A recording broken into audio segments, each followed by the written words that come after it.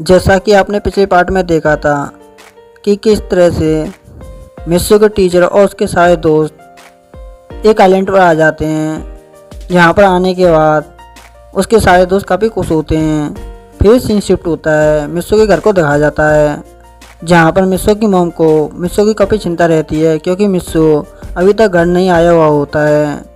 और ये सब सोचकर वे काफ़ी परेशान हो रही होती हैं कि तभी मिस्सू के डैड मिस्सू की मॉम से कहते हैं कि हो सकता है मिस्सू काफ़ी दिन बाद अपने दोस्त के साथ घूमने गया हो और इसीलिए शायद उसके दोस्तों ने एक और दिन घूमने का प्लान बना लिया होगा। और ये बात सुनकर मिस्सू की मॉम को थोड़ी राहत मिलती है कि मिस्सू के डैड जो कह रहे हैं वो ठीक है, ऐसा ही होगा।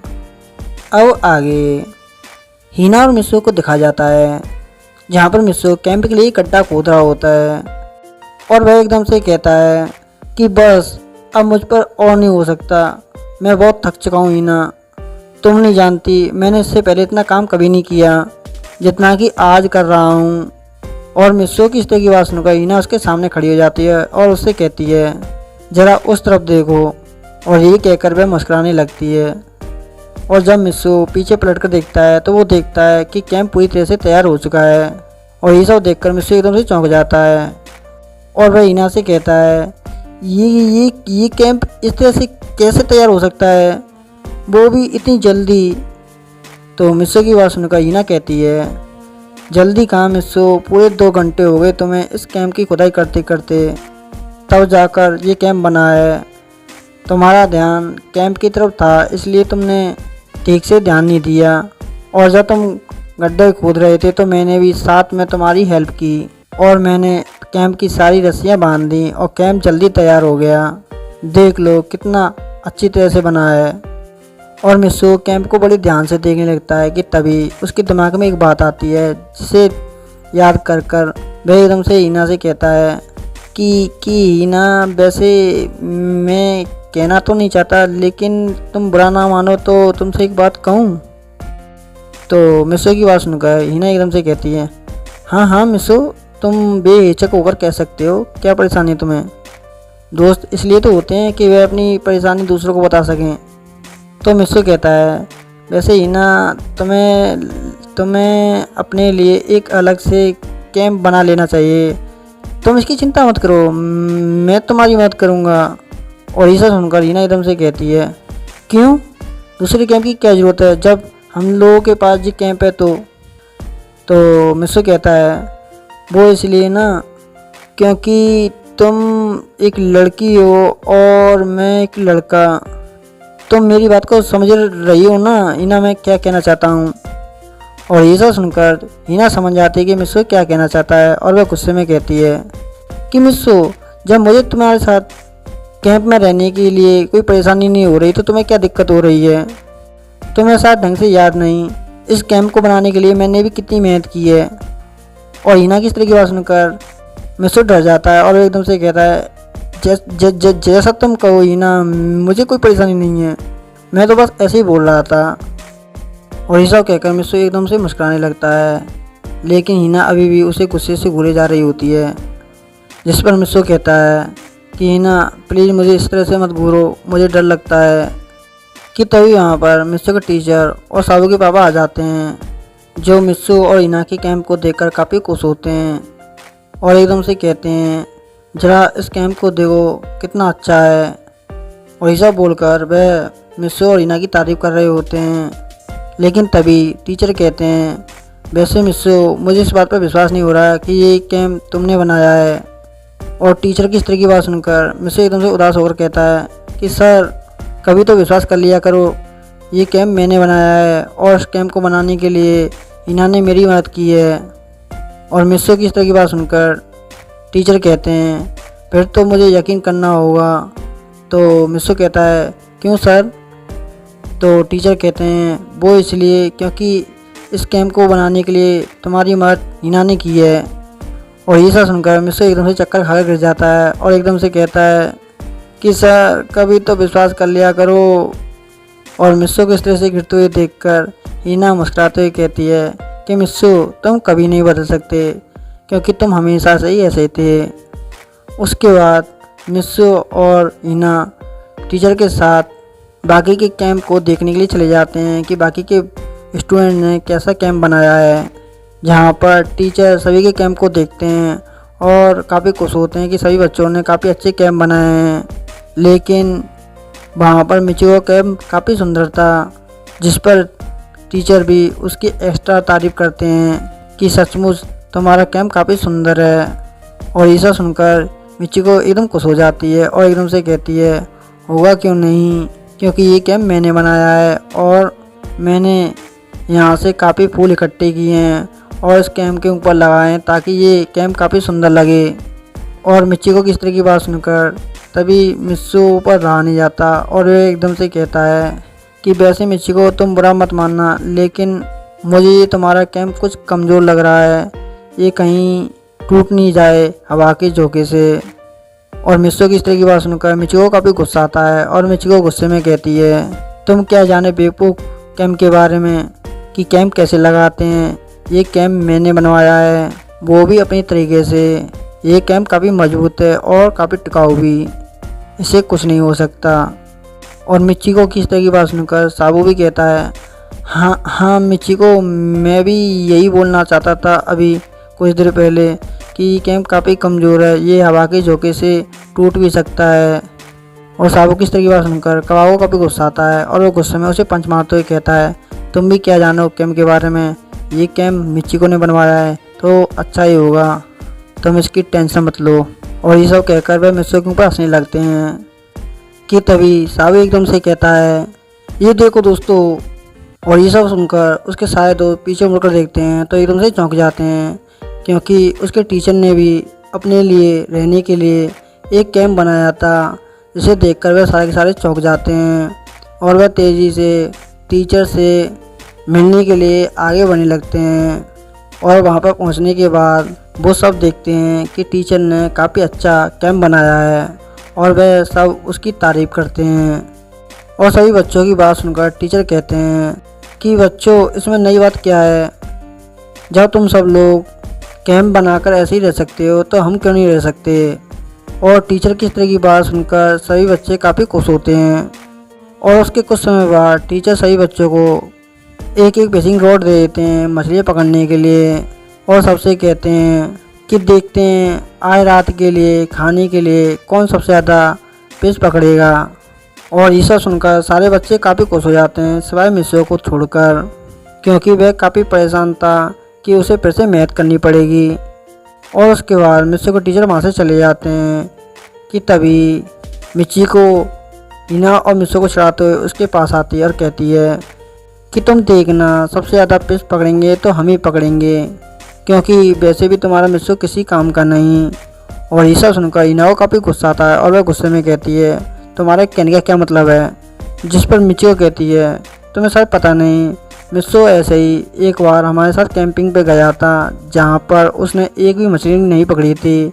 मैं तो ये सब सोच कर हंस रही थी कि अब पता नहीं अब उसका क्या होगा, क्योंकि उसके साथ अब तुम भी हो। और ये सब सुनकर हिना को काफ़ी गुस्सा आता है और वह गुस्से में कहती है, तुम देखना, सबसे ज़्यादा फिश पकड़ेंगे तो हम ही पकड़ेंगे और उसके बाद पता चल जाएगा कि कौन विनर है और कौन लूज़र। और ये सब कहकर वो वहाँ से जाने लगती है कि तभी मिचिको कहती है, हाँ देख लेना। उसके बाद मिस्सू और हिना वहाँ से चले जाते हैं और एक ऐसी जगह तलाश करने लगते हैं जहाँ पर उन लोगों को मछलियाँ पकड़ने में आसानी हो सके। और उन लोगों को एक ऐसी जगह दिख जाती है जहाँ पर काफ़ी गहरा पानी होता है जो समुद्र से थोड़ा ऊंचा होता है। और तभी मिस्सू कहता है, वैसे ही ना, आखिरकार तुमने ये जगह क्यों चुनी, वैसे भी तो हमारे पास काफ़ी सारी जगह है मछलियाँ पकड़ने के लिए। और मिस्सू की इस तरह की बात सुनकर हिना कहती है, वो इसलिए ये जगह काफ़ी गहरी है और ऊपर से हम लोगों को ऊंचाई से मछली पकड़ने में आसानी भी होगी। और हिना की बात सुनकर मिस्सू कहता है, ठीक है, जैसा तुम्हें ठीक लगे। और उसके बाद मिस्सू और हिना मछलियाँ पकड़ना स्टार्ट कर देते हैं, जहाँ पर हिना अपनी पहली फिश पकड़ लेती है, जिसे देखकर वह एकदम से कहती है, देखा मिस्सू, मैंने तुमसे क्या बोला था कि यहाँ पर बहुत सारी मछलियाँ मिलेंगी, देखो मुझे एक मिल भी गई। तो ये बात सुनकर मिस्सू कहता है, ठीक है, लेकिन हमें और भी पकड़ना है। तो हिना हंसते हुए कहती है, हाँ मिस्सू, तुम एकदम ठीक कह रहे हो। उसके कुछ देर बाद हिना और मिस्सो फिर से मछली पकड़ना स्टार्ट कर देते हैं, जहाँ पर हिना फिर से मछली पकड़ लेती है, जैसे देखकर मिस्सो को थोड़ा बोर फील होने लगता है, क्योंकि मिस्सो ने अभी तक एक भी मछली नहीं पकड़ी थी। और ऐसे ही करते करते उन्हें आधा घंटा हो जाता है, लेकिन इस बार ना ही हिना मछली पकड़ पाती है और ना ही मिस्सो। लेकिन फिर भी हिना सैड नहीं होती, क्योंकि वह मिस्सो के साथ थी और वह यही तो चाहती थी, मिस्सो के साथ टाइम स्पेंड करना, जो वह अच्छी तरह से उसके साथ कर रही थी। लेकिन मिस्सो काफ़ी बोर हो चुका होता है और वह एकदम से खड़ा हो जाता है और कहता है कि बस हिना बस, अब मुझसे और नहीं होता। यूँ इस तरीके से मछली पकड़ने के लिए मैं और इंतजार नहीं कर सकता, मैं यहाँ से जा रहा हूँ। और ये सब बोलकर वह वहाँ से जाने लगता है कि तभी हिना मिस्सो का पीछे से हाथ पकड़ लेती है और मिस्सो से कहती है कि मिस्सो, मेरी बात ध्यान से सुनो, मैं तुमसे मना नहीं कर रही कि तुम यहाँ से मत जाओ, लेकिन मेरी एक बात ध्यान रखना, यूँ इस तरीके से हार मानने से कुछ नहीं होता। अगर तुम इस तरह से यहाँ से चले गए तो वो बात सच हो जाएगी जो मिचिको ने कही थी कि तुम एक लूजर हो जो किसी काम के नहीं। और हिना की बात सुनकर मिस्सो को मिचिको की कई हुई बात याद आ जाती है कि मिस्सो से उसने क्या कहा था कि वह एक लूजर है, जो वह किसी काम का नहीं। और ये सब सोचकर वो उसे काफ़ी गुस्सा आने लगता है और वह कहता है, हाँ हिना, तुम एकदम सच कह रही हो, मैं इस तरह से हार नहीं मान सकता। ऐसी छोटी छोटी दिक्कत तो हमारी लाइफ में अक्सर होती रहती हैं, लेकिन हमको उससे पीछे नहीं रहना चाहिए, क्योंकि अगर हम ऐसा करते हैं तो प्रॉब्लम सॉल्व नहीं होती बल्कि प्रॉब्लम बढ़ती है। इससे तो अच्छा यही रहता है कि हम उस प्रॉब्लम का सामना करें। इसलिए मैं एक पीस जरूर पकड़ूंगा, चाहे कुछ भी हो जाए। और मिस्सो की बात सुनकर हिना खुश हो जाती है, क्योंकि मिस्सो उसकी बात समझ गया जो वो उसे समझाना चाहती थी। उसके बाद सीन शूट होता है, जहाँ पर कावासाकी को दिखाया जाता है, जो अकेले अकेले मछलियाँ पकड़ रहे होते हैं, लेकिन मिचिको उनकी कोई हेल्प नहीं कर रही होती है, बल्कि उन पर ऑर्डर चला रही होती है कि मछलियाँ कैसे पकड़नी चाहिए कि कैसे नहीं। और ये सब देखकर सागो को काफ़ी गुस्सा आता है। सागो गुस्से में कहता है कबाब से, देखो कबाब, ये खुद तो कोई मछली नहीं पकड़ रही है, सिर्फ हम पर ऑर्डर चला रही है। और ये सब सुनकर कबाब सागो से कहता है, अरे तुम मिचिको के बारे में नहीं जानते, मिचिको काफ़ी टैलेंटेड है, वो तो सिर्फ हम लोगों को एडवाइस देना चाहती है कि किस तरह से मछलियाँ पकड़नी चाहिए और किस तरह से नहीं। क्या पता उसके एक एडवाइस से हम ज़्यादा मछलियाँ पकड़ लें। और ये बात सुनकर सागो कहता है, हाँ हाँ, वो तो मैं अच्छी तरह से जानता हूँ वो कितनी टैलेंटेड है, तभी तो हमने अभी तक एक भी मछली नहीं पकड़ी है। और तभी मिचिको कहती है, देखो मैं अभी आ रही हूँ, तुम तब तक मछलियाँ पकड़ते रहना, यहाँ से जाना मत। और मिचिको की इस तरह की बात सुनकर काओ कहता है कि मिचिको, कहाँ जा रही हो?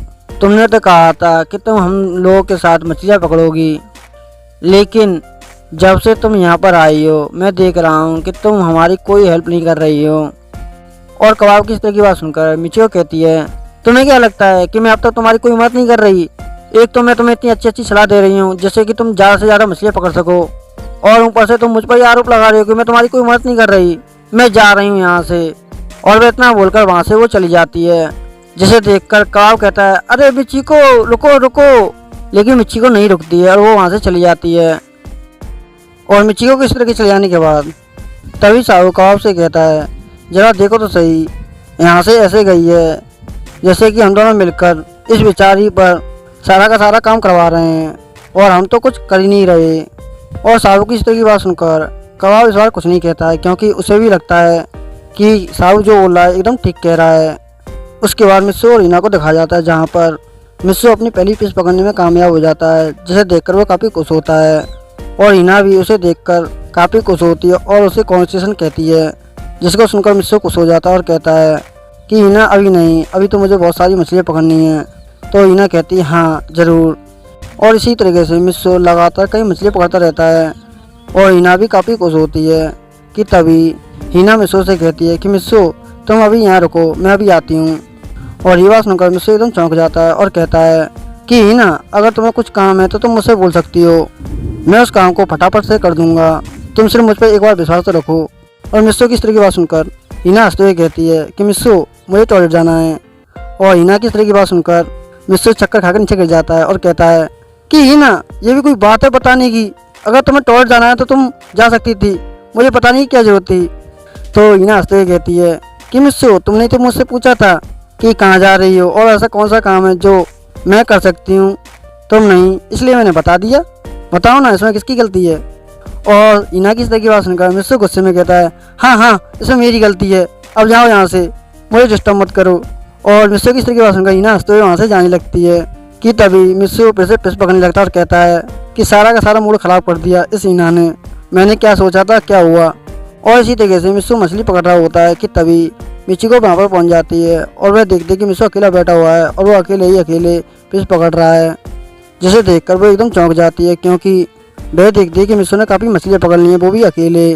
जिसे देखकर मिचिको अंदर से काफ़ी जलस फील होती है और वो कहती है कि अगर मिस्सू यहाँ से सारी मछलियों को लेकर सबके पास दिखाने के लिए चला गया तो उसकी काफ़ी बेइज्जती होगी, क्योंकि सबको पता है कि मैंने मिस्सू की किस तरह से बेइज्जती की थी। और इसीलिए वह उसके पीछे दबे पैर कर आगे बढ़ने लगती है और उसे पीछे से जाकर धक्का दे देती है, जिस धक्के के कारण मिस्सू नीचे गिर जाता है और वह डूबने लगता है, जिसे देखकर मिचिको काफ़ी खुश होती है और वह उसकी सारी फिश को लेकर अपने साथ चली जाती है। लेकिन इस चक्कर में वह ये बात भूल जाती है कि मिस्सू। और इसी के साथ ये पार्ट यहीं समाप्त होता है। अगर आपको ये वीडियो अच्छी लगे तो चैनल को कमेंट एंड सब्सक्राइब करना ना भूलें। Okay good bye, sayonara.